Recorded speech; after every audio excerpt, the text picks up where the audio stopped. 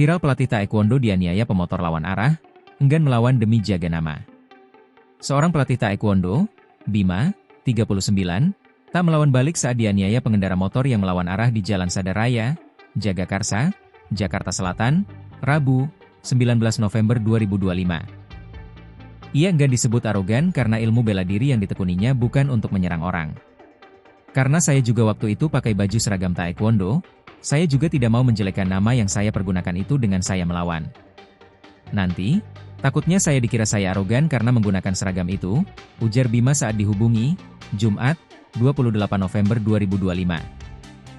Selain itu, ia tak mau menyalahgunakan ilmu bela diri yang dimilikinya. Apalagi, ia tengah membonceng sang istri kala itu. Dilansir dari Kompas.com, Bima dianiaya seorang pengemudi sepeda motor yang melawan arah di Jalan Sadaraya, Ciganjur, Jagakarsa, Jakarta Selatan, Rabu, 19 November 2025. Saat itu, Bima kaget ada pemotor yang berusaha mengambil badan jalan dari arah berlawanan. Sontak, ia mengeluarkan kata kasar dari mulutnya karena terkaget. Pengemudi itu kemudian berteriak memanggil Bima. Saat mendekat, Bima langsung dipukul dengan helm dan mengakibatkan kacamata pecah serta kaca helmnya lepas. Saat Bima menunduk untuk mengambil kacamata yang jatuh, ia dipukuli oleh pelaku.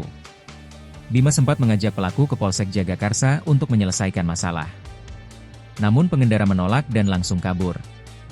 Bima akhirnya melaporkan kejadian tersebut ke Polsek Jagakarsa dan diarahkan untuk melakukan visum. Hasilnya, terdapat luka memar di dada dan rusuk, dan lecet serta gores di kaki. Download Tribun X sekarang, menghadirkan lokal menjadi Indonesia.